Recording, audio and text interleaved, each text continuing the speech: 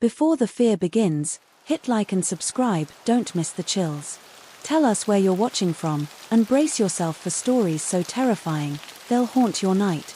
I was 7 years old when I first learned what it felt like to be truly afraid.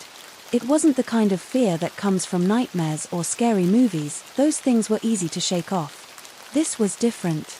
This fear burrowed deep inside me, wrapping itself around my small body like a cold, invisible hand.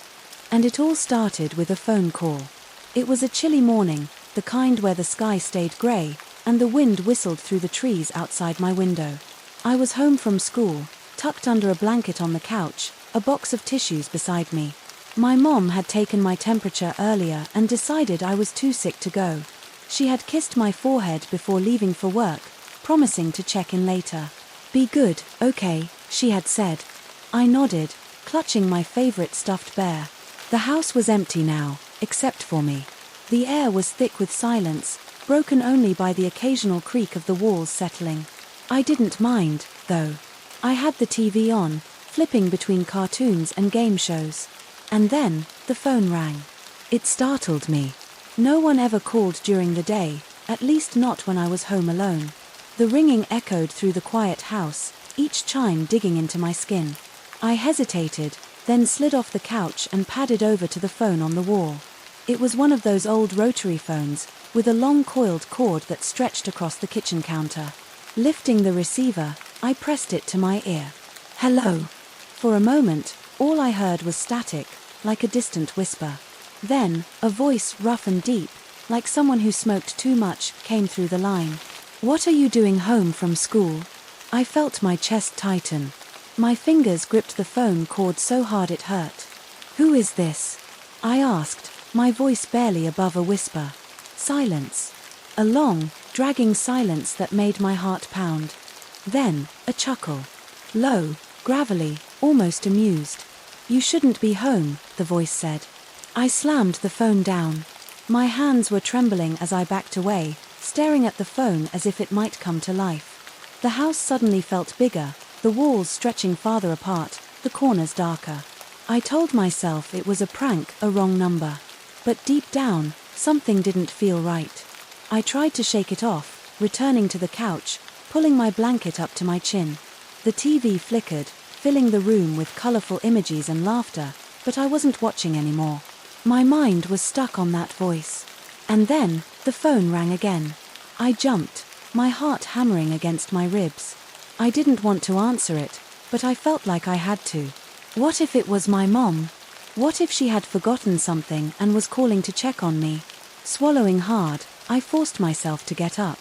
My fingers hovered over the receiver before I finally picked it up. "Hello." The same voice. "What are you doing home from school?" This time, I couldn't breathe. My skin prickled, every hair on my body standing on end. My stomach twisted, and a strange, cold fear settled deep in my bones. I didn't respond. I just hung up. I stood there, gripping the edge of the counter, my legs feeling wobbly. My brain raced through 100 possibilities. Maybe it was a joke. Maybe someone had the wrong number. But they had asked the same thing word for word. I turned and hurried back to the couch, pulling my knees up to my chest. I kept my eyes on the phone, waiting, hoping it wouldn't ring again. But it did. The third time, I almost didn't answer. Almost. But my hand moved on its own, lifting the receiver with slow, trembling fingers. I pressed it to my ear, holding my breath. But instead of the gruff voice, I heard laughter. Soft, familiar laughter. My grandmother. "It was me, sweetheart," she said between giggles. I was just having a little fun. My body sagged with relief, but at the same time, something in my stomach twisted uncomfortably. "But, how did you know I was home?" I asked. There was a pause. A beat too long. "Oh, your mother must have mentioned it," she said quickly. "Don't you worry, honey. It was just a joke." A joke. That's what she called it. But even at 7 years old, I knew something was off. I didn't tell my mom about the calls when she came home. I wanted to, but something held me back. I tried to convince myself that Grandma had just been playing a trick. That it was harmless. But that night, as I lay in bed, staring at the ceiling, I couldn't shake the feeling that someone, somewhere, had been watching me. And they knew I was alone.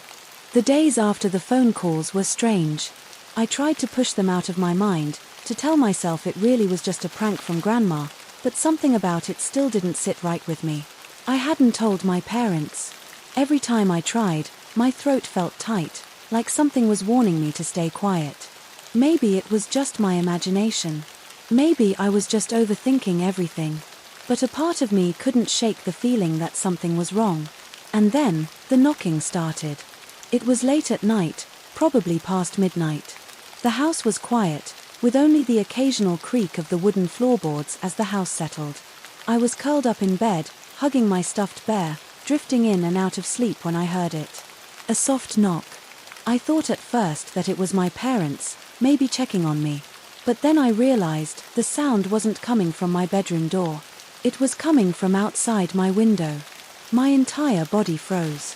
My breath hitched in my throat, and my grip on my blanket tightened. My bed was against the far wall, away from the window, but I could still see the faint outline of it in the darkness. Another knock. Not loud. Not urgent.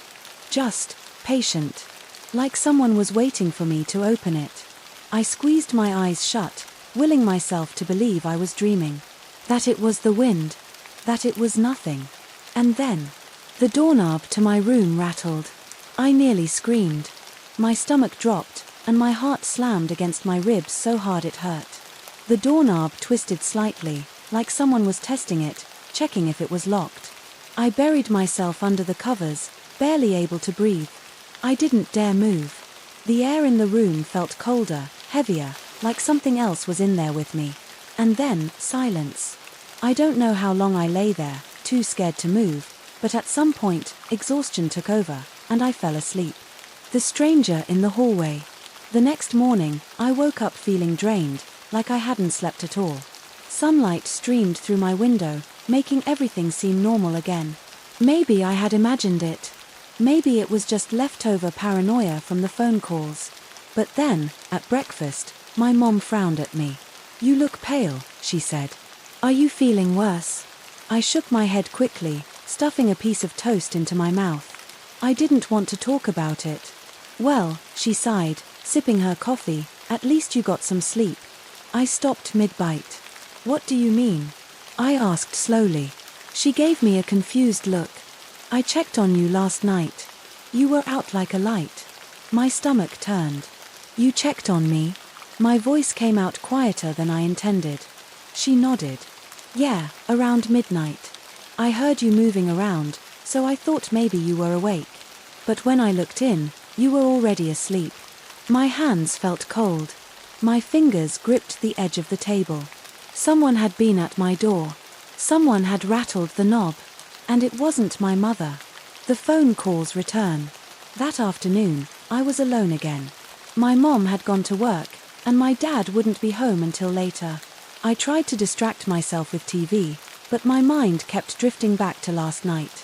To the sound of the knocking. The doorknob turning. And then, as if the universe wanted to remind me that I wasn't imagining things, the phone rang. I stared at it, my stomach twisting into knots. It rang again. I didn't want to answer. Every instinct in my body told me not to. But I was 7. And I was curious. Slowly, I reached for the receiver, my hands trembling slightly. I lifted it to my ear. I didn't even get the chance to say hello. The voice from before, the deep, gruff voice, spoke immediately. "I see you." I dropped the phone. My entire body turned to ice. I staggered back, my heart racing so fast I thought it might explode. The phone dangled from its cord, swinging slightly. I couldn't move. I couldn't breathe. And then, a tap on the window. Slow. Deliberate. I turned my head so fast it made me dizzy.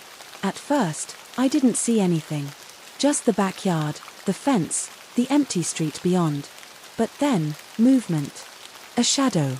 A tall figure standing just beyond the fence line. I couldn't see details. Just the outline of a person. Watching. I blinked, and they were gone. I ran upstairs and locked myself in my room.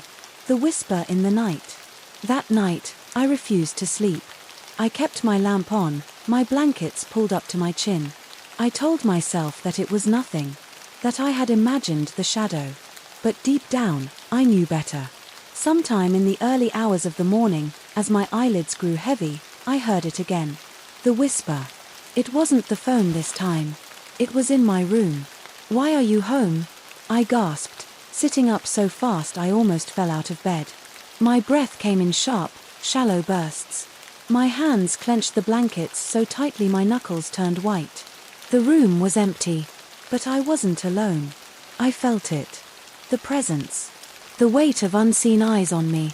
I wanted to scream for my parents, but my voice was stuck. I squeezed my eyes shut, trying to convince myself I was dreaming.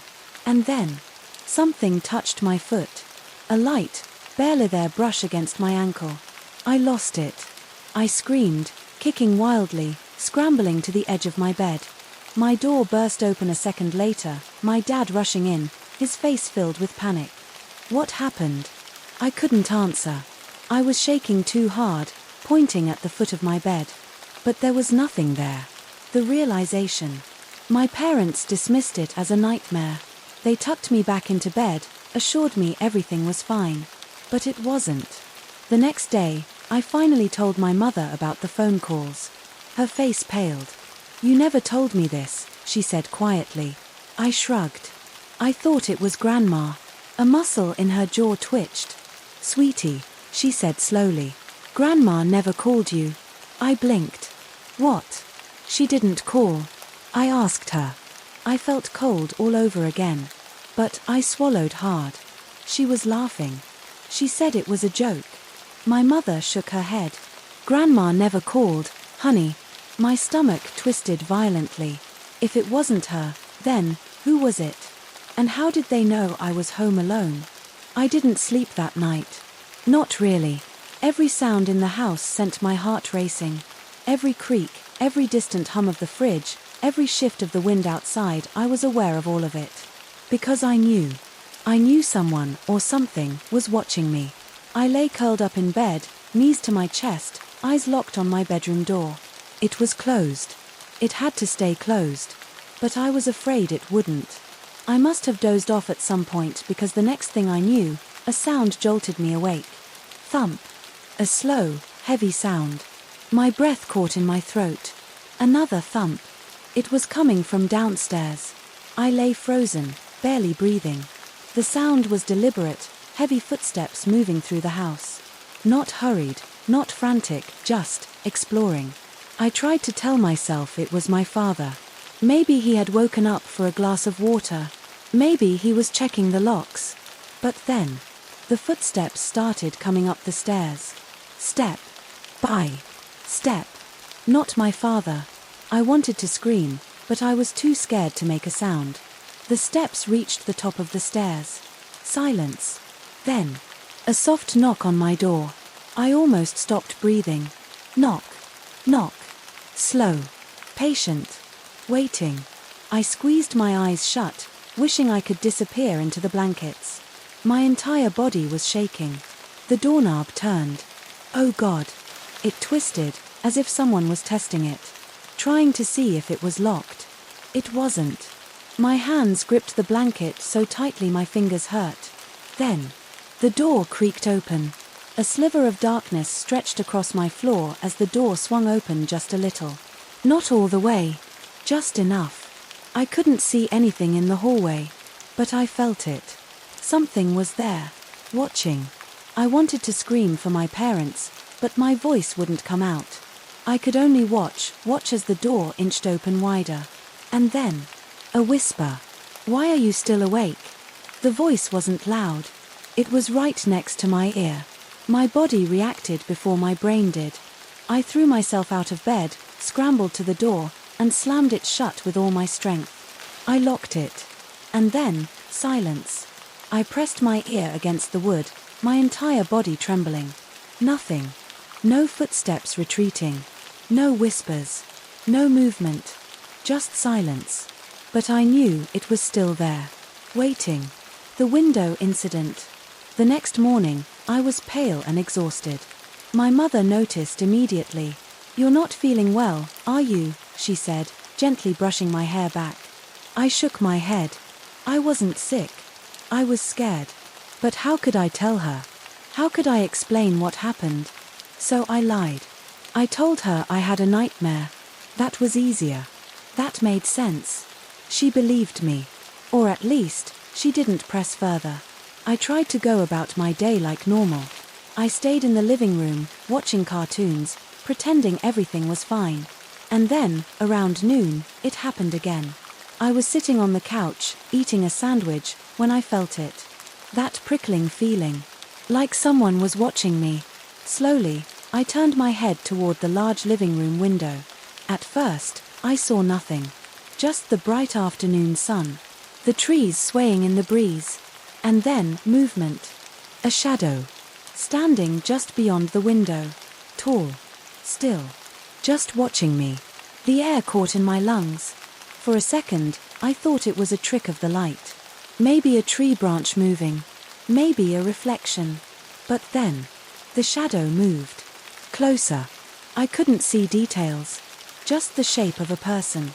But I could feel the intent behind it. It wasn't a neighbor. It wasn't a trick of my mind. It was real. I screamed. My mother came running, panic on her face. What? What happened? I pointed to the window, but the shadow was gone. She rushed outside, checked the yard. Nothing. I knew what she was thinking. I was imagining things. I wasn't. I knew what I saw, but no one believed me. The call from the past. That night, I refused to sleep alone. I begged my mother to let me stay in her room. She finally agreed, thinking I was just scared from my nightmares. It didn't help. Around 3 a.m., I woke up. The house was silent. My mother was asleep beside me. And then, the phone rang. The sound ripped through the quiet like a knife. My heart nearly stopped. I squeezed my eyes shut, hoping my mother would wake up and answer it. She didn't. The phone kept ringing. And then, something worse. I heard footsteps. Not from outside. From inside the house. Coming toward the bedroom. I held my breath, my tiny fingers digging into the blankets. The footsteps stopped right outside the door. And then, the phone went silent. A whisper. Faint. Directly outside the door. "I see you." My body turned to ice. The doorknob twisted. I did the only thing I could. I grabbed my mother and shook her awake. She woke up instantly, groggy and confused. "Mom. Mom, someone's outside the door." She frowned, sitting up. "What? What are you talking about?" I pointed. The door was wide open. Empty hallway. No one there. She sighed, rubbing her temples. "You're having bad dreams again, sweetheart. It's okay." But it wasn't okay. Because I knew. I knew something had been inside the house. And it wasn't done with me yet. The truth comes out. The next morning, my mother got a call from my grandmother. I wasn't listening at first, just playing with my cereal. But then, something caught my attention. My mother's face drained of color. Her grip on the phone tightened. "What do you mean?" she whispered. A pause. Then she looked at me. And for the first time, she looked scared. I set my spoon down. Something was wrong. When she hung up, she was quiet for a long moment. Then, finally, she spoke. "Grandma never called you." I felt my stomach drop. "What? The calls you got, they weren't from her." I swallowed hard. "But she laughed. She told me it was a joke." My mother shook her head. She said she never did that. A cold wave of realization washed over me. If it wasn't Grandma, who was calling me? And how did they know I was home alone? The final night. That night, my mother let me sleep in her room again. I felt safer. But deep down, I knew this wasn't over. And I was right. At exactly 3 a.m., I woke up. The room was pitch black. My mother was asleep beside me. And then, a whisper. From inside the room. Right next to my ear. "You shouldn't be here." I barely had time to react before the closet door creaked open. Something stepped out. Tall. Shadowy. Watching me. I finally found my voice and screamed. My mother bolted up, turning on the lamp. But when the light filled the room, nothing was there. Just the open closet door. I never slept in that house again. Epilogue. The house that watched me. Years later, I finally asked my mother about that house. She hesitated, then admitted something that chilled me to my core. The family who lived there before us had a son. He was 7 years old. He had disappeared one night. His parents found his bedroom door open, his window unlocked, and he was never seen again. And the creepiest part? His name was the same as mine. I will never forget that house. Because I know. It never forgot me. Story number 2. It all started with a simple text message from my friend Alex. "Hey, we're planning a trip to my cousin's cabin next weekend. You in?" I stared at my phone, a mix of excitement and disappointment washing over me. The idea of escaping the city for a weekend in the wilderness was incredibly appealing, but I knew immediately that my work schedule would make it impossible to join them on their planned departure date. "Sorry, can't make it that day. Work's got me tied up," I typed back, feeling a pang of regret. Alex's response came quickly. "No worries, man, why don't you join us a day later? The cabin's big enough, and we'll save you a bunk." I hesitated for a moment. The thought of making the journey alone was a bit daunting, but the prospect of missing out entirely was even worse. "You know what, I'm in, I'll head up the next day," I replied, already feeling a surge of anticipation. As Alex filled me in on the details, I realized this wasn't going to be your typical cabin getaway. The place was seriously remote. No roads leading to it, accessible only by a challenging hiking trail that would take the better part of a day to traverse. The isolation appealed to me, a chance to truly disconnect from the world and recharge. One thing though, Alex added, the last part of the trail is pretty treacherous, especially if you don't know it. You'll probably have to camp overnight before tackling that section. I paused, considering this new information. Camping alone wasn't something I'd done before, but the idea intrigued me.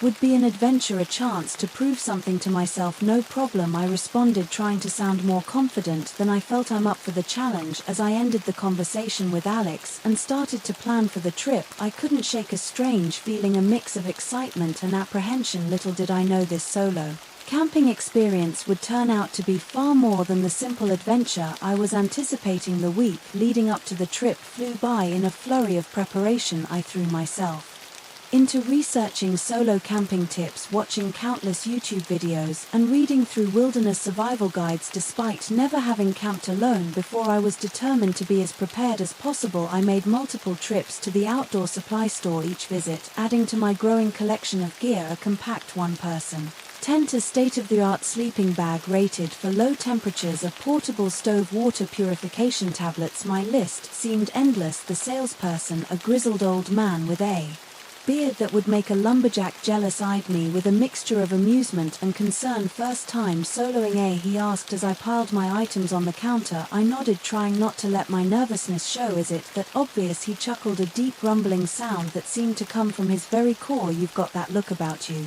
Excited but scared shitless, I couldn't help but laugh. He'd nailed it perfectly. The old man leaned in, his voice lowering conspiratorially. "Listen, kid, the wilderness, she's beautiful, but she can be cruel. Respect her, and you'll be fine, but never ever let your guard down. Got it?" I nodded solemnly, his words sending a shiver down my spine. As I left the store, my arms laden with bags, his warning echoed in my mind. Little did I know how prophetic those words would prove to be. The night before my departure, I meticulously packed and repacked my backpack, checking and double-checking my supplies, maps, compass, first aid kit, extra batteries for my flashlight. Everything found its designated spot. As I zipped up the pack, a sense of accomplishment washed over me. I was ready, or so I thought. The morning of my departure dawned crisp and clear, a perfect autumn day. I loaded my gear into my car and set off, the rising sun painting the sky in hues of pink and gold. As I drove further from the city, the landscape gradually transformed. Concrete and steel gave way to rolling hills and dense forests, the fall foliage a riot of reds, oranges, and yellows. I arrived at the trailhead, parking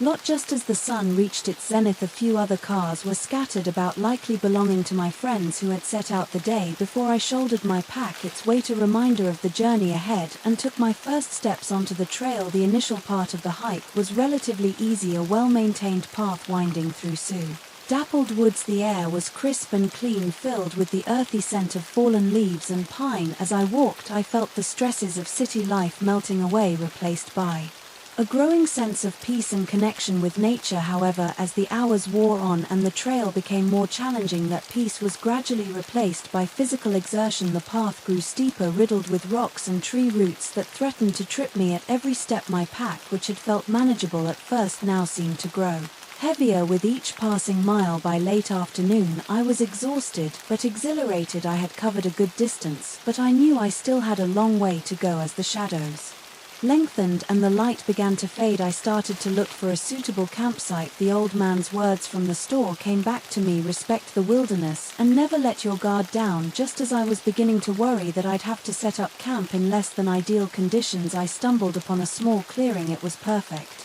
About 40 feet across, relatively flat, with a natural boundary of dense trees surrounding it. A sense of relief washed over me. This would be home for the night. As I began to set up camp, I couldn't shake the feeling that I was being watched. I kept glancing over my shoulder, peering into the deepening gloom of the forest, but each time I saw nothing but trees and shadows. I told myself it was just nerves, the natural apprehension of being alone in the wilderness for the first time. Still, a nagging sense of unease persisted, a feeling that this night might hold more than I had bargained for. With my tent pitched and secured, I set about gathering wood for a fire. The process was therapeutic, the repetitive motion of collecting and arranging the kindling and larger logs helping to calm my nerves. As the sun dipped below the horizon, painting the sky in vibrant oranges and purples, I finally got the fire going. The warmth and light of the flames were comforting, pushing back the encroaching darkness and creating a cozy circle of illumination. I sat back, feeling a sense of accomplishment. I had made it this far, set up camp, and started to fire all on my own. Maybe this solo camping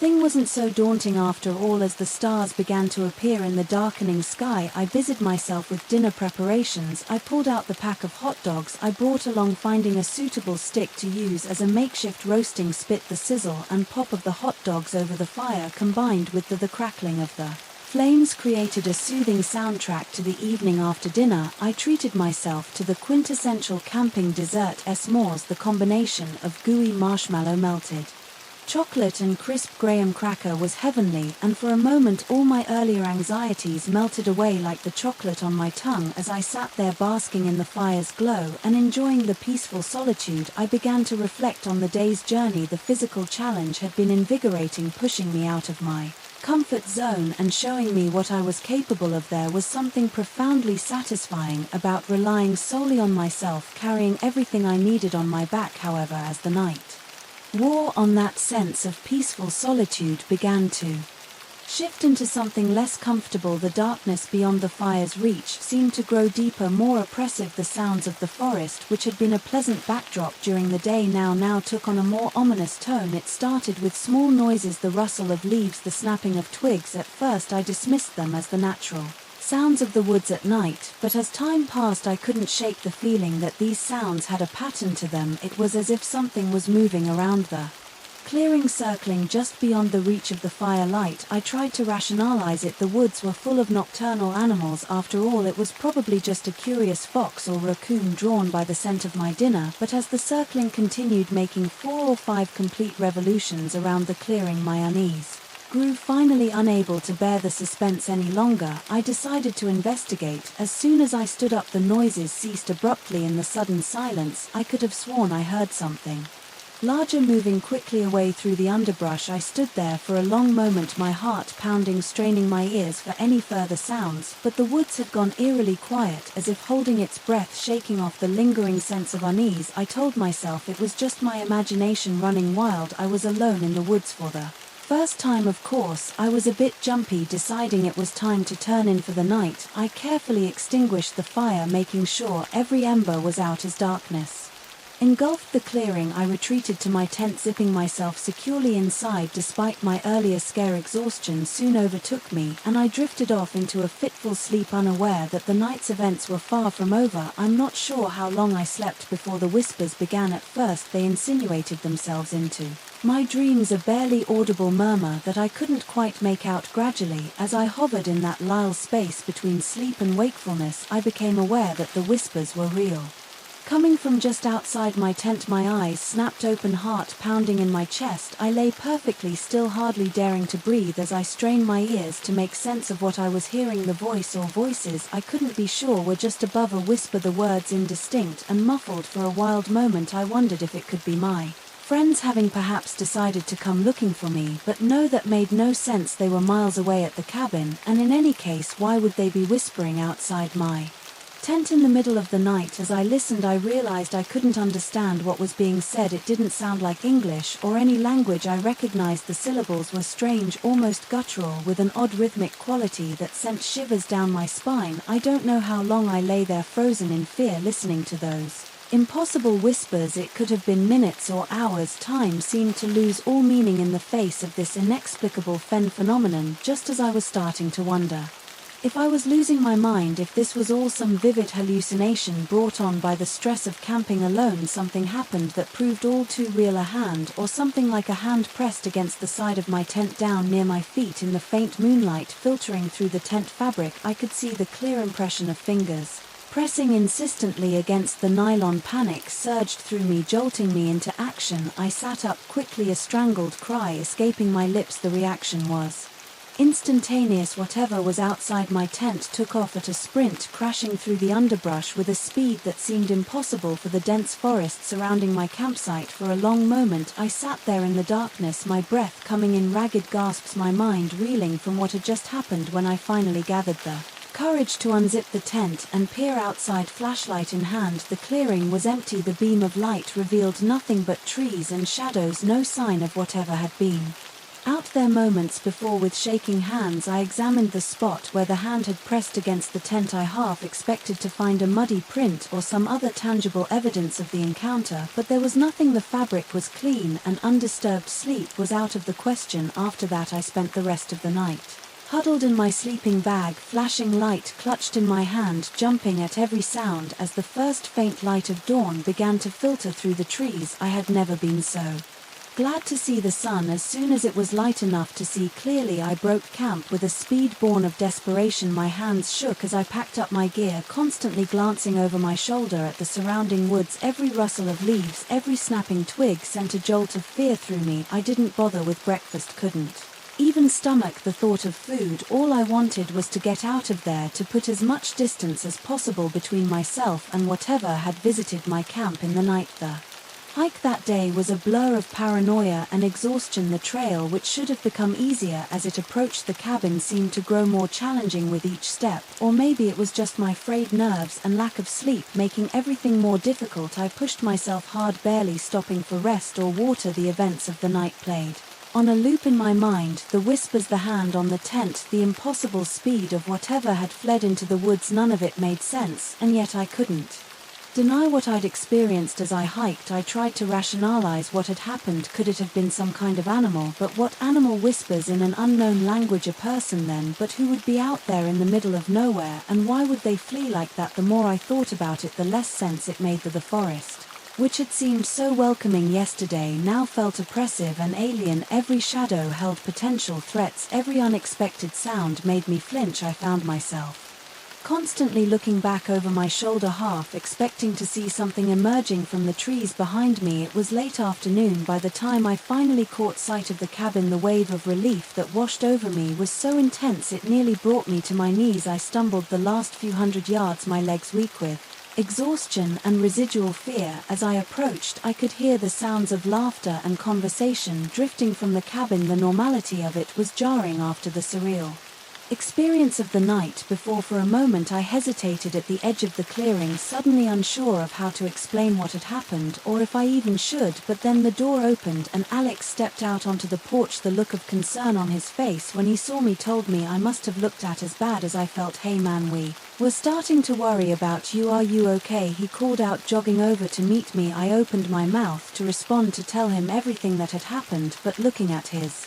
worried face at the cozy cabin behind him filled with our friends, I faltered. How could I explain something I didn't understand myself? "Yeah, I'm fine," I heard myself say. "Just a rough night camping. I'm glad to be here." Alex clapped me on the shoulder, steering me towards the cabin. "Well, you're here now. Come on and get some food in you. You look like you could use it." As we walked towards the warmth and light of the cabin, I glanced back one last time at the dark line of trees behind me. For a moment I thought I saw something move in the shadows, a flicker of motion just at the edge of my vision, but when I looked directly at it, there was nothing there. Shaking my head, I turned back to the cabin. Whatever had happened out there in the woods, whatever I had encountered, it was behind me now. At least that's what I told myself as I stepped over the threshold, leaving the wilderness and its mysteries behind. But even as I spoke the words, I knew they rang hollow. The whispers I'd heard, the touch on my tent, those weren't ordinary forest noises. They were something else entirely, something I couldn't explain or rationalize away. Alex steered me towards the kitchen area,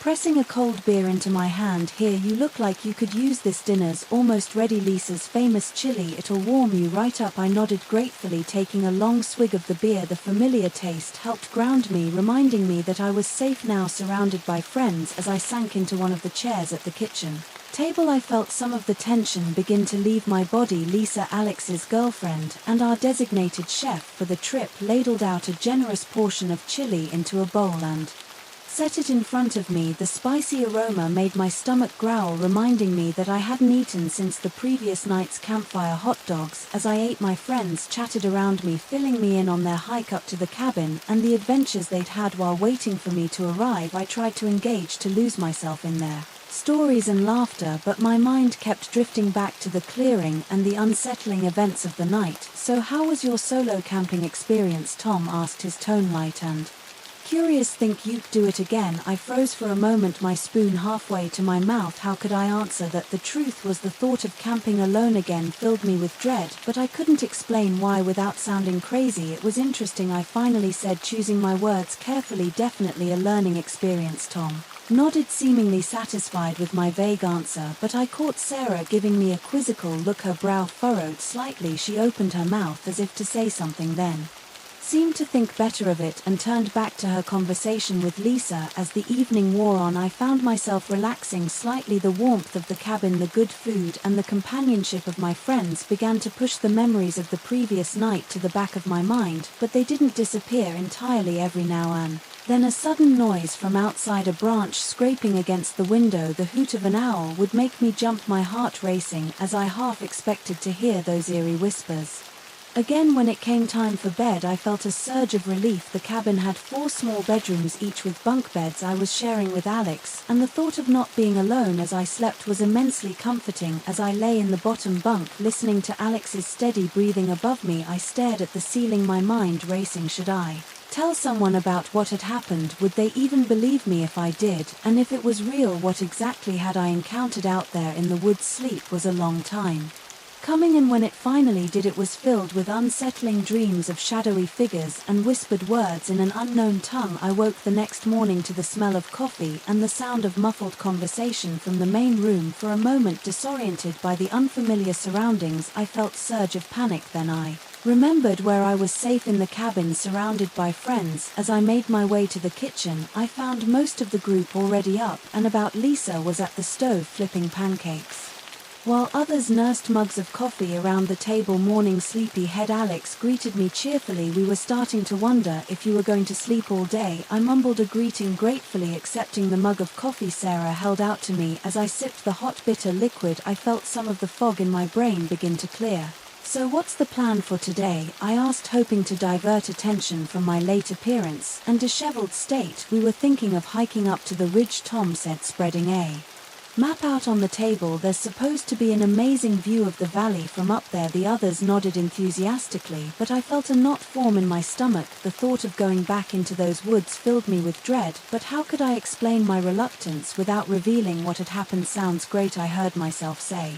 Even as my mind screamed in protest as we geared up for the hike, I couldn't shake my unease. Every rustle in the underbrush, every snapping twig made me flinch. I tried to tell myself it was just leftover nerves from my solo camping experience, but deep down I knew it was more than that. The hike itself was beautiful. The autumn colors were in full display, the trees a riot of reds, golds, and oranges. Under different circumstances, I would have been in awe of the natural beauty surrounding us, but I couldn't relax, couldn't lose myself in the experience. I kept finding myself looking over my shoulder, scanning the trees. For what I wasn't even sure we reached the ridge.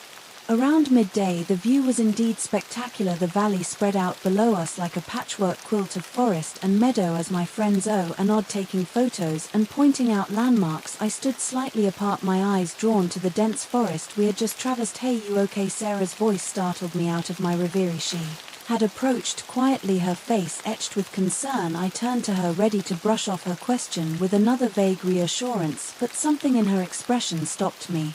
She looked genuinely worried, and for a moment I was tempted to confide in her, to share the burden of what I had experienced. I began, then hesitated. How could I even begin to explain? I just had a weird experience while camping. It's probably nothing. But Sarah's eyes widened slightly, and she leaned in closer. What kind of weird experience? I opened my mouth to respond, but before I could, a shout from Tom interrupted us. Hey guys, check this out. We turned to see Tom pointing excitedly at something on the ground. As we gathered around, I saw what had caught his attention, a set of strange elongated footprints in a patch of soft earth. What do you think made these? Lisa asked, her voice hushed with a mix of curiosity and apprehension. I stared at the prints, a chill running down my spine. They were unlike anything I had ever seen before, too long and narrow to be human, but not matching any animal tracks I was familiar with. As the others speculated and debated, I remained silent, my mind racing. Could these tracks be connected to what I had experienced in the clearing? And if so, what exactly were we dealing with out here in these remote woods? The discovery of the tracks cast a somber mood over the group as we began our descent back to the cabin. The carefree atmosphere of the morning hike was gone, replaced by a tense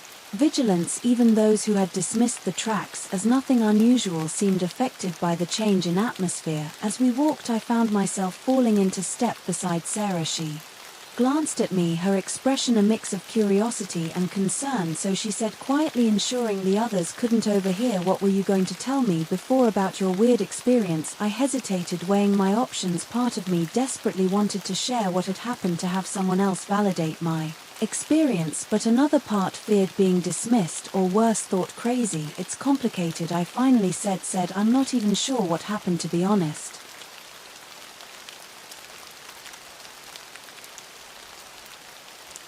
Sarah nodded slowly. Sometimes talking about it can help, you know, even if you can't explain it. I took a deep breath, steeling myself. Okay, I said, but not here, back at the cabin maybe. She agreed, and we continued our hike in silence. As we walked, I couldn't shake the feeling that we were being watched. The forest, which had seemed so peaceful yesterday, now felt oppressed and threatening. Every shadow held potential dangers. Every unexpected sound made me flinch. By the time we reached the cabin, the sun was beginning to set, casting long shadows across the clearing. As we filed inside, I caught Sarah's eye. She nodded almost imperceptibly, a silent agreement to our earlier conversation. As the others busied themselves with dinner preparations and reliving the day's hike, Sarah and I slipped out onto the cabin's small back porch. The woods loomed dark and silent beyond the small circle of light cast by the porch lamp. All right, Sarah said, turning to face me. What happened out there? And so, with the forest as our witness, I began to recount my experience in the clearing. As I spoke, giving voice to the fear and confusion I had been carrying, I felt a weight lifting from my shoulders. Whatever had happened out there in the woods, I was no longer facing it alone. As I finished recounting my experience, Sarah stood silent for a long moment, her gaze fixed on the dark line of trees beyond the porch. When she finally spoke, her voice was low and thoughtful. You know, my grandmother used to tell stories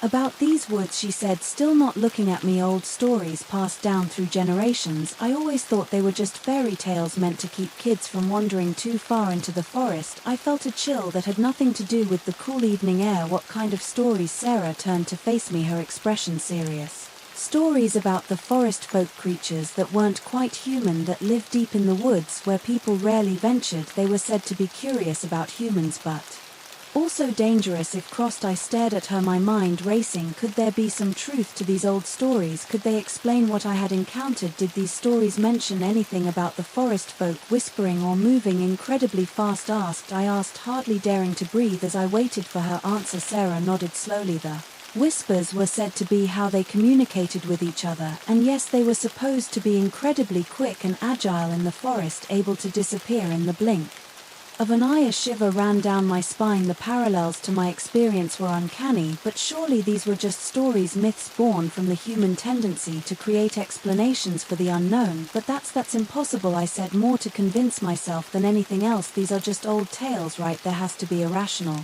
explanation for what happened. Sarah shrugged, her gaze drifting back to the forest. Maybe, but think about those tracks we found today. They didn't look like anything we could explain, did they? I opened my mouth to argue, then closed it again. She had a point. Those tracks had been unlike anything I'd ever seen before. So what do we do? I asked, feeling suddenly very small and vulnerable in the face of the vast unknown forest. We be careful, Sarah said firmly. We stick together. We don't go into the woods alone, and we keep our eyes open, and maybe we do some research when we get back to civilization, see if there are any other stories or reports of strange encounters in these woods. I nodded, grateful for her practical approach. It made the whole situation feel a little less overwhelming, a little more manageable. As we stood there on the porch, the sounds of laughter and conversation drifted out from the cabin behind us. Our friends, oblivious to the potential danger lurking in the woods, were going about their evening as usual. Should we tell the others? I asked, torn between the desire to warn them and the fear of being dismissed or ridiculed. Sarah considered for a moment. Not yet, she said finally. Let 'em wait and see if anything else happens. For now, we'll just keep a close eye on things. As we turned to go back inside, a sudden movement at the edge of the forest caught my eye. For a split second, I thought I saw a figure standing there watching us, but when I blinked and looked again, there was nothing but shadows and trees. Did you see that? I whispered urgently to Sarah. She squinted into the darkness, then shook her head. No. What was it? I described what I thought I'd seen, my heart racing. Sarah listened, led intently, her brow furrowed in concentration. It could have been a deer, she said, but her tone suggested she didn't really believe it, or maybe it was something else. Either way, I think we should head inside now. As we retreated into the warmth and light of the cabin, I couldn't shake the feeling that we were being watched. The forest suddenly seemed alive with hidden presences, secrets, and dangers we were only beginning to understand that night. As I lay in my bunk trying to sleep, every creak of the cabin and rustle of wind in the trees outside set my nerves on edge. I found myself straining to hear those eerie whispers again, both dreading and half expecting them. But the night passed uneventfully, and as dawn broke, I began to wonder if perhaps I had overreacted. Maybe it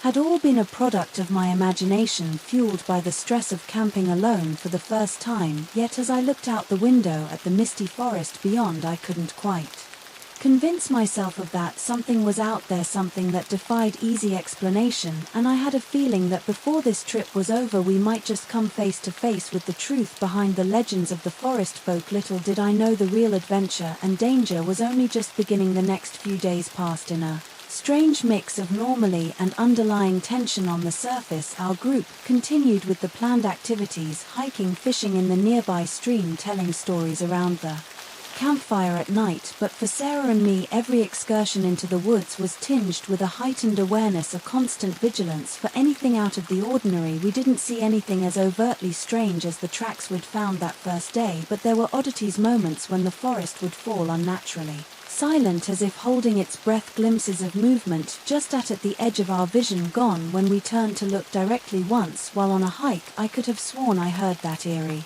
whispering again, carried on the wind, but it was gone before I could be sure. Sarah and I kept these observations to ourselves, not wanting to alarm the others without concrete evidence, but I could tell the strain was starting to wear on both of us. We were jumpy, quick to startle at unexpected noises, our eyes constantly Scanning the trees around us, it was on the fourth day of our stay that things took a more dramatic turn. We had split into two groups for the day. Tom, Lisa, and Alex had gone for a longer hike to a nearby waterfall, while Sarah, myself, and the remaining two members of our group, Mike and Emily, had opted for a more leisurely day of fishing and exploring closer to the cabin. We were following the stream that ran near the cabin, looking for a good spot to set up our fishing gear, when Emily suddenly stopped short.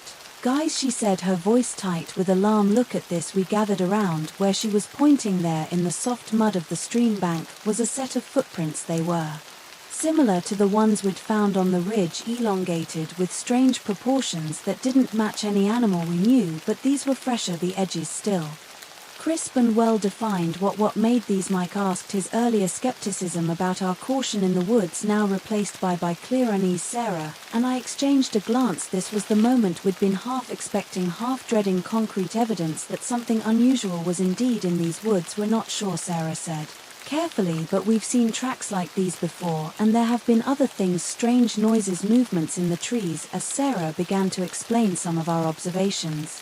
Over the past few days, I found my attention drawn to the forest around us. The usual background noise of birds and small animals had gone quiet, replaced by an eerie stillness that set my nerves on edge. And then I saw it, just for a moment, a flash of movement between the trees, a figure, tall and lean, moving with an unnatural fluidity. It was there and gone so quickly, I might have thought I imagined it, if not for the sharp intake of breath from Emily that told me she'd seen it too. "We need to get back to the cabin," I said, cutting off the ongoing discussion. Now something in my tone must have conveyed the urgency I felt, because no one argued. We quickly gathered our gear and set off back toward the cabin at a brisk pace. As we walked, I could feel eyes on us. The sensation of being watched was so intense it was almost physical, raising the hairs on the back of my neck. Every shadow seemed to hold potential threats, every rustle in the underbrush a cause for alarm. We were about halfway back to the cabin when we heard it, that same eerie whispering I'd heard in my tent that first night. But this time it wasn't just me. From the wide-eyed looks of shock and fear on the faces of my companions, I knew they could hear it too. The whispers seemed to come from all around us, a cacophony of unintelligible sounds that were somehow both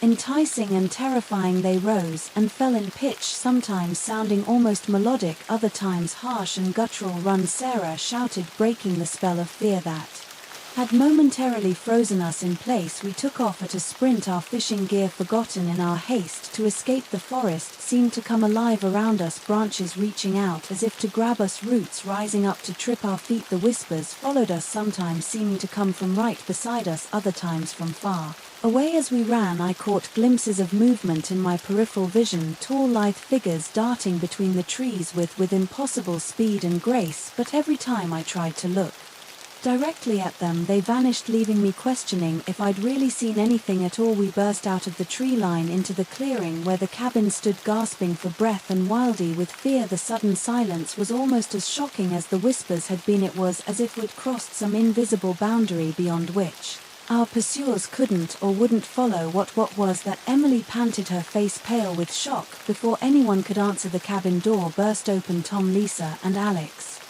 spilled out, their expressions a mix of concern and confusion. We heard shouting. Alex said, hurrying towards us, "What happened? Are you guys okay?" Sarah and I exchanged a look. There was no hiding it now. We had to tell them everything. As we sat around the cabin's main room, mugs of hot tea in hand to calm our nerves, Sarah and I took turns explaining everything that had happened since my first night alone in the woods. We told them about the whispers, the strange tracks, the fleeting glimpses of impossible creatures moving through the trees. To their credit, our friends listened without interruption, their expressions growing more serious with each revelation. When we finished, there was a long moment of silence as everyone processed what they'd heard. So Tom said, finally, his voice carefully neutral, "You're saying there are some kind of forest creatures out there watching us, following us?" I nodded, bracing myself for disbelief or ridicule, but to my surprise, Tom just nodded thoughtfully. "You know," he said slowly, "I thought I saw something weird yesterday on our hike to the waterfall, a figure in the trees moving faster than anything I've ever seen." I told myself I was imagining things, but now one by one the others chimed in with their own stories, odd experiences they dismissed or rationalized away over the past few days. A strange silence falling over the forest, unexplained noises in the night, a feeling of being watched. "Okay," Alex said, taking charge as he often did in difficult situations. So assuming all of this is real, what do we do? Do we leave? The question hung in the air, heavy with implications. Part of me wanted nothing more than to pack up and get as far away from these woods as possible, but another part, the part that had always been drawn to mysteries and the unknown, was reluctant to leave without answers. I don't think we should leave, Sarah said, voicing my own thoughts. At least not yet. Whatever these beings are, they haven't actually harmed us. They seem curious about us. Maybe even trying to communicate in their own way. Are you suggesting we try to make contact? Lisa asked, her voice a mix of fear and excitement. Sarah shrugged. Maybe, or at least maybe we could try to understand them better. We have 2 more days before we're supposed to leave. We could use that time to observe, to gather more information. There was a murmur of discussion as everyone considered this idea. I could see the fear in their eyes, but also a growing curiosity. We had stumbled upon something extraordinary, something that challenged everything we thought we knew about the world. It was terrifying, yes, but also exhilarating. If we're going to do this, I said, we need to be smart about it. No one goes into the woods alone. We stay in pairs or groups at all times, and we need some way to document what we see. And here the others nodded in agreement. We spent the next hour planning our approach, deciding on safety protocols, and discussing how best to record our observations as night fell. There was a palpable sense of anticipation in the air. We were no longer just on a casual camping trip. We had become investigators of the unknown, explorers on the edge of a mystery that defied explanation. That night, as I lay in my bunk unable to sleep, I found myself straining to hear those eerie whispers again, but the night remained silent, as if the forest and its mysterious inhabitants were holding their breath, waiting to see what we would do next. Little did we know our decision to stay and investigate would lead us down a path of discovery and danger beyond anything we could have imagined. The true nature of the forest folk was about to be revealed, and with it a truth that would change our understanding of the world forever. The next morning dawned clear and crisp, the autumn air carrying a hint of wood smoke from our cabin's chimney. We gathered around the kitchen table, going over our plan one last time before venturing out into the forest. We had decided to split into 2 groups. Sarah, Mike and I would head towards the area where we had first encountered Ed, the strange tracks, and heard the whispers. Alex, Lisa, Emily and Tom would stay closer to the cabin, keeping watch and maintaining a base of operations. As we prepared to leave, Alex handed each of us a small device, 2-way radios, he explained. Keep in constant contact. If anything happens, anything at all, you let us know immediately. We nodded, the weight of the radios in our hands a reassuring link to safety. With a final glance back at the cabin, Sarah, Mike and I set off into the woods. The forest seemed different now that we were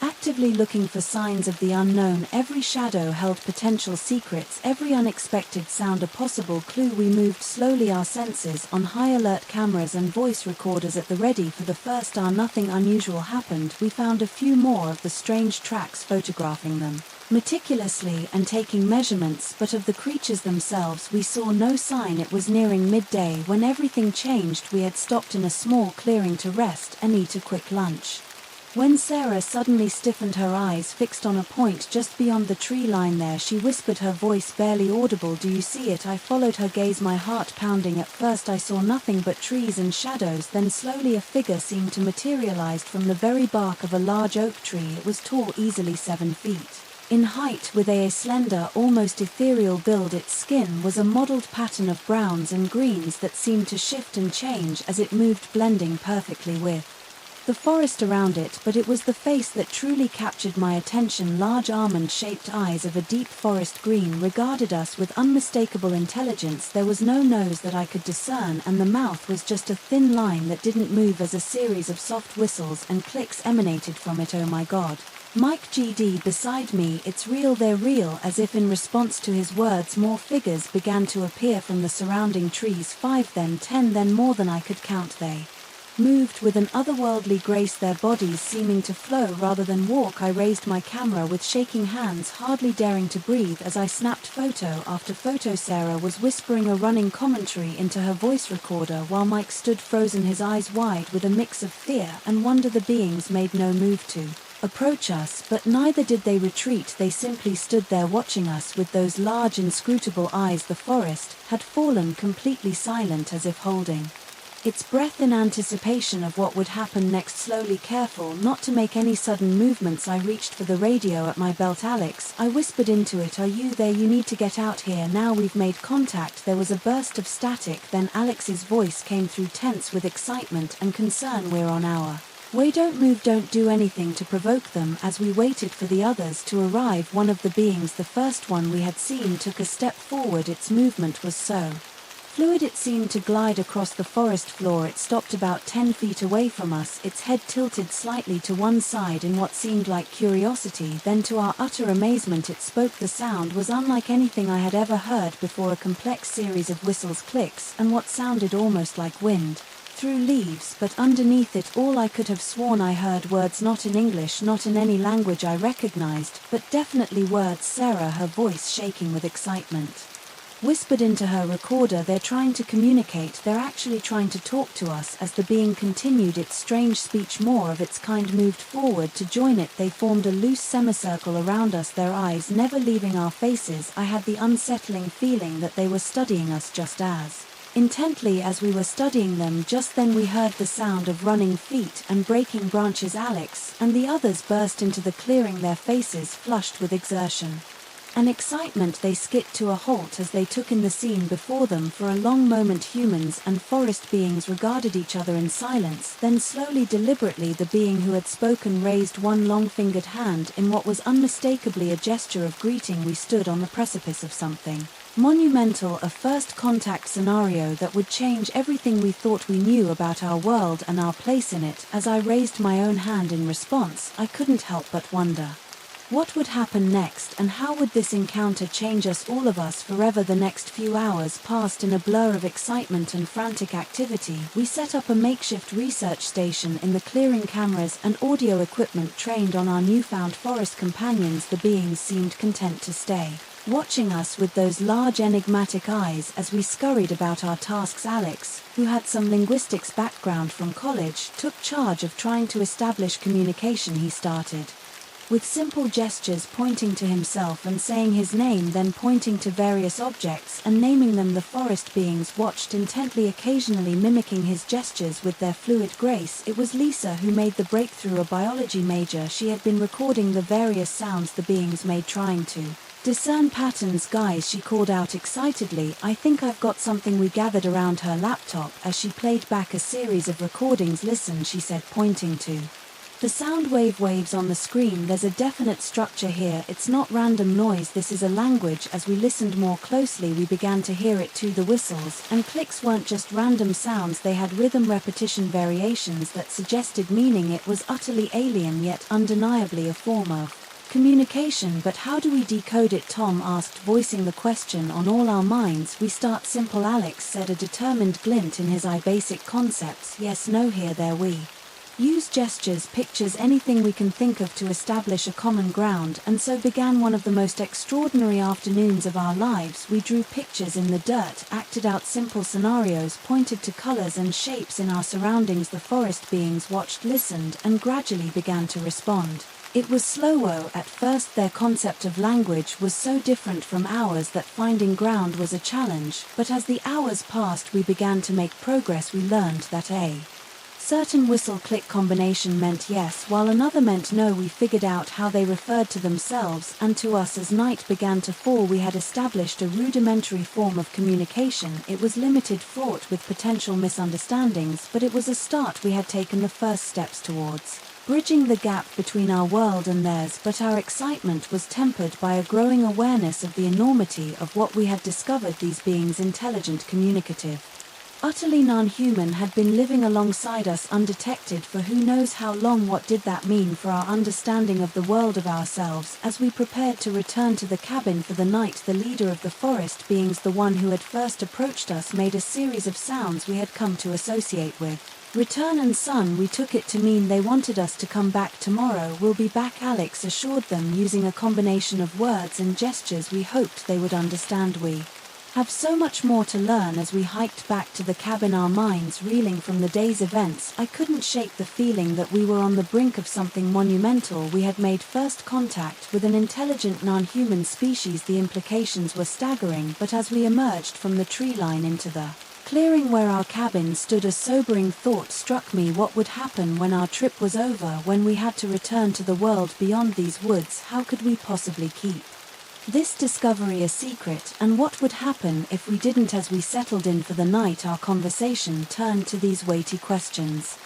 We were no longer just a group of friends on a camping trip. We had become the keepers of a secret that could change the world. The question was, what were we going to do about it? The next morning we gathered around the kitchen table, mugs of steaming coffee in hand, to discuss our next steps. The excitement of discovery had given way to a more somber mood as we grappled with the implications of what we had found. "We can't just leave and pretend this never happened," Sarah said, voicing what we were all thinking. "These beings, they're intelligent, they're trying to communicate with us. We have a responsibility to them and to the world to purr this further." "But how?" Lisa asked. "Our trip ends tomorrow. We all have jobs, lives to get back to, and even if we could stay, how long before someone notices we're gone, before people start asking questions?" Alex leaned forward, his expression serious. "There's also the question of whether we should tell anyone at all. Think about it. If word gets out about intelligent non-human beings living in these woods, what happens then? Scientists, media, government agencies, they all descend on this place. The forest beings' way of life would be destroyed." A heavy silence fell over the group as we contemplated this. He had a point. Our discovery, if revealed, would change everything, not just for us,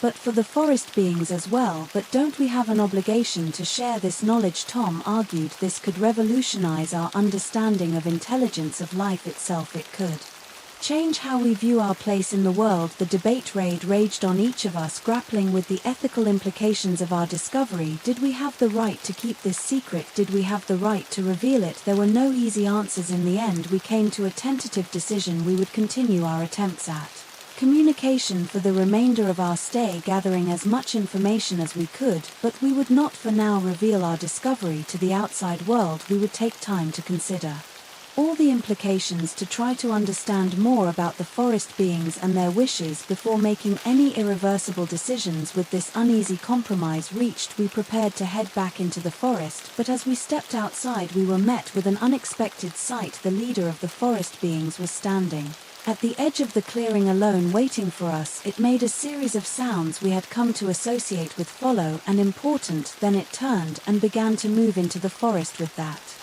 fluid grace that still took our breath away. Exchanging glances of excitement and trepidation, we grabbed our gear and followed whatever the forest beings wanted to show us. We sensed it would be significant. Little did we know we were about to uncover secrets that would challenge everything we thought we knew about the history of our world and our place in it. As we ventured deeper into the forest than we had ever gone before, following our enigmatic guide, I didn't shake the feeling that we were crossing a threshold. Whatever we discovered today, there would be no going back. Our lives, and potentially the lives of everyone on Earth, were about to change forever. We exchanged wide-eyed looks of disbelief before following our guide into the passage. The tunnel was dark at first, but soon began to glow with a soft blue-green light emanating from bioluminescent fungi lining the walls. The air grew warmer and more humid as we descended deep into the earth. After what seemed like an eternity of twists and turns, the tunnel suddenly opened up and we found ourselves standing on a ledge overlooking a vast underground cavern. What we saw took our breath away. Spread out before us was an entire city, unlike anything we had ever seen before. Structures that seemed to be part organic and part crystalline rose from the cavern floor, their surfaces shimmering with the same bioluminescent light we had seen in the tunnel. Bridges of what looked like living wood spanned between the structures, and throughout the city we could see hundreds of forest beings going about their daily lives. "Oh my God," Sarah whispered beside me, her voice filled with awe. It's incredible." Our guide made a series of sounds that we had come to associate with home and city. It gestured for us to follow as it led us down a winding path to the cavern floor. As we entered the city proper, we were struck by the seamless integration of nature and technology. The buildings seemed to grow out of the very rock, their forms fluid and organic. We saw devices that appeared to manipulate light and sound in ways we couldn't comprehend, and everywhere there was a sense of harmony with the surrounding environment. The forest beings we passed regarded us with obvious curiosity, but none seemed alarmed by our presence. Our guide led us to a large central structure that towered above the others. Inside, we found ourselves in a vast chamber filled with what appeared to be holographic displays and strange pulsating crystals. An older-looking forest, being its skin a deeper shade of green with patterns that reminded me of tree rings, approached us. It made a series of complex sounds which our guide seemed to translate for us using the rudimentary communication system we had established. From what we could gather, this was some kind of council chamber, and the older being was a leader of their society. They had been observing us for a long time, debating whether to make contact. Our camping trip and my solo encounter that first night had finally prompted them to reach out as we struggled to communicate, piecing together meaning from gestures and the limited vocabulary we had established. A shocking truth began to emerge. These beings, this hidden civilization, had been here for far longer than we could have imagined. Their history spoke of a time before humans, of watching our species grow and spread across the world. They had remained hidden all this time, watching and learning, but never interfering, until now something had changed, something that had prompted them to finally reveal themselves to us. As the elder being continued its explanation, aided by our guide's translations, we began to understand the gravity of the situation. The forest beings weren't just showing us their home out of curiosity or friendliness, they needed our help. The natural world which they were intrinsically connected to was changing. They had sensed it long before our scientists had begun to talk about climate change and environmental degradation. The balance was shifting, and they feared for the future of not just their own kind but all life on Earth. They had chosen to reveal themselves to us because they believed that together we might find a way to address these challenges. Their ancient wisdom and deep connection to nature, combined with human innovation and adaptability, could be the key to ensuring a future for all species on our planet. As this realization sank in, I looked around at my friends. Their faces reflected the same mix of excitement and trepidation that I felt. We had come to these woods for a simple camping trip, and now found ourselves standing in an ancient hidden city, being asked to help save the world. The weight of this responsibility was enormous, but so was the potential. We were on the brink of a collaboration that could change the course of history, that could redefine humanity's relationship with the natural world. As the elder being finished its explanation, it extended a hand towards us in a gesture that needed no translation. It was an offer, an invitation to join them in their quest to restore balance to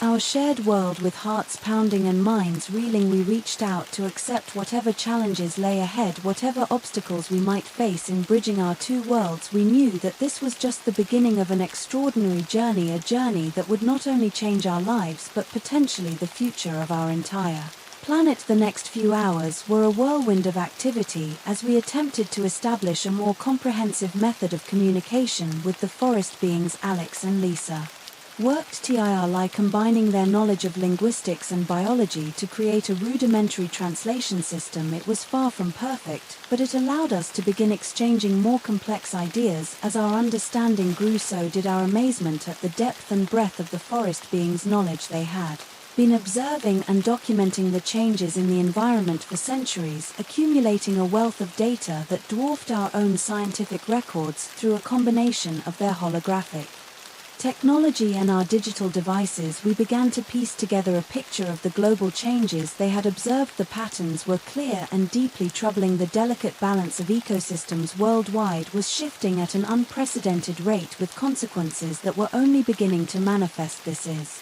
incredible," Tom murmured as we pored over the data. "With this information, we could revolutionize our understanding of climate change and its effects." But the forest beings' concerns went beyond just climate change. They spoke of subtle shifts in the Earth's magnetic field, changes in the migration patterns of animals we had thought were fixed, and disturbances in the natural cycles of growth and decay that formed the foundation of forest ecosystems. As night fell in the world above, we realized we had been in the hidden city for hours. The concept of time seemed different here, measured more in the ebb and flow of natural cycles than in minutes and our hours. The elder being which we had come to understand held a position similar to a tribal chief or mayor, invited us to stay in the city overnight. We were shown to a series of chambers that had been adapted for our comfort, with bioluminescent lights that could be adjusted to our preference, and strange but surprisingly comfortable organic furniture. As we settled in for the night, our minds buzzing with all we had learned, we gathered to discuss our next steps. "We can't just go back to our normal lives after this," Sarah said, voicing what we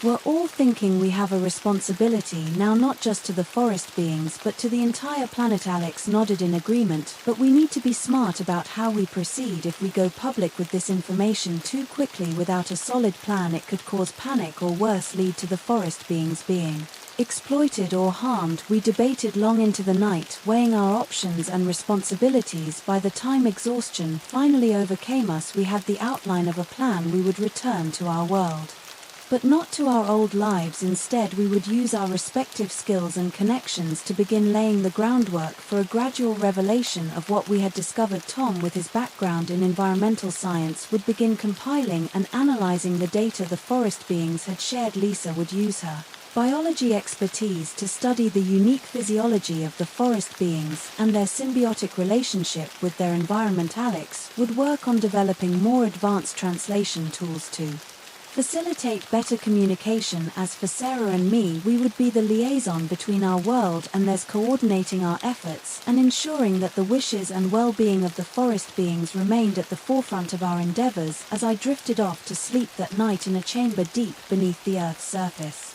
surrounded by the gentle pulsing of bioluminescent light, I couldn't help but feel a mix of excitement and trepidation about the path that lay ahead. We were about to embark on a journey that would change not just our lives but potentially the course of human history. The once simple camping trip had become the beginning of an extraordinary adventure, one that would challenge our understanding of the world and our place in it. As I closed my eyes, I wondered what new wonders, challenges the dawn would bring in this hidden city beneath the forest the next morning, or what passed for morning in the subterranean city. We were awakened by our forest being guide. It was time for us to return to the surface world. Our originally planned departure date had arrived, and we knew that staying longer would raise suspicions among our families and colleagues. As we prepared to leave, the elder being approached us once more. Through our improved but still imperfect communication, it conveyed a message of hope and responsibility. We were now bearers of a profound secret, custodians of a partnership that could shape the future of our planet. The forest beings would continue to monitor the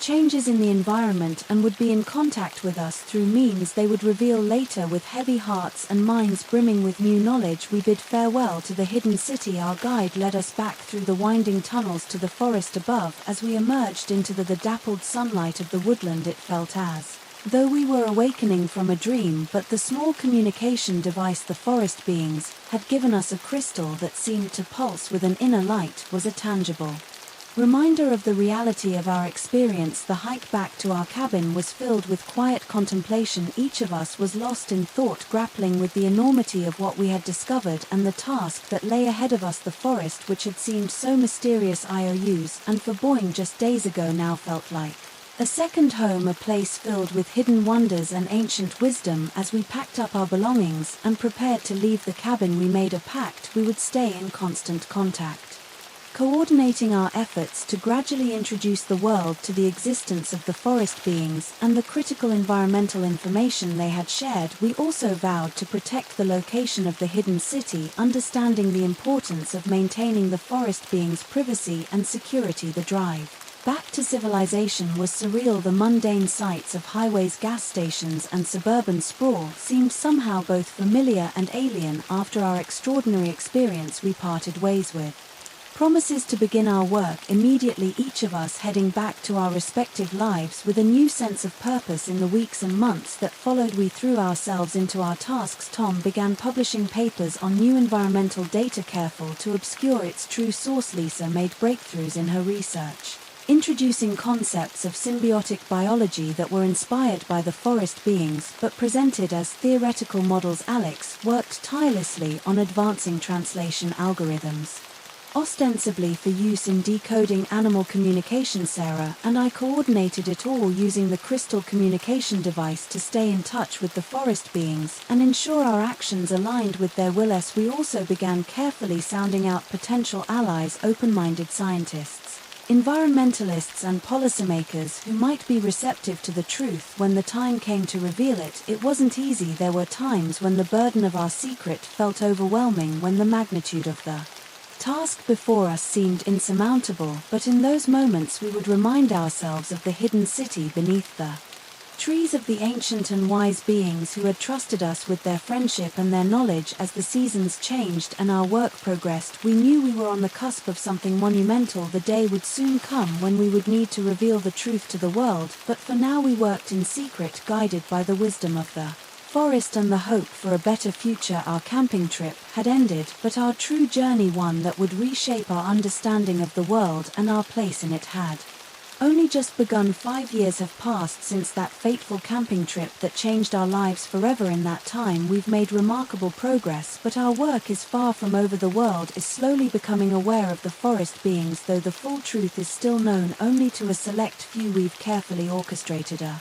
series of discoveries and breakthroughs that have gradually introduced aspects of their knowledge and existence to the scientific community and the public at large. The environmental data we've released has sparked a global movement for change, leading to unprecedented cooperation in addressing climate change and habitat preservation. The symbiotic technologies we've developed based on the forest beings' innovations are revolutionizing sustainable energy and agriculture. Our team has grown. We've carefully vetted and brought in experts from various fields, each one sworn to secrecy but dedicated to our cause. The forest beings too have become more active partners, with small delegations now working directly with human scientists in secure hidden locations. As for the hidden city and the majority of the forest beings, they remain a secret, protected by those of us who understand the importance of maintaining their privacy and way of life, but their influence is felt across the world, guiding us towards a more harmonious relationship with our planet. There have been challenges, of course: skeptics who question our findings, corporations that resist the changes we're advocating, governments wary of the shift in power dynamics that comes with such revolutionary knowledge. But with each passing day, more people are coming to understand the critical importance of the message we're sharing. As I stand here now at the edge of the forest where our journey began, I'm filled with a sense of hope. The path ahead is still long and uncertain, but we're no longer walking it alone. We have allies, both seen and unseen, a coalition of humans and forest beings working together towards a common goal. The world is changing, awakening to the deeper truths and connections that bind all living things, and it all started with a simple camping trip, a journey into the unknown that became a passage to a new understanding of our place in the cosmos. As I turn to rejoin my friends, my fellow guardians of this precious secret, I can't help but smile. The adventure that began in these woods continues, and the best is yet to come. The future, like the forest itself, is full of mystery, wonder, and the promise of discoveries yet to be made.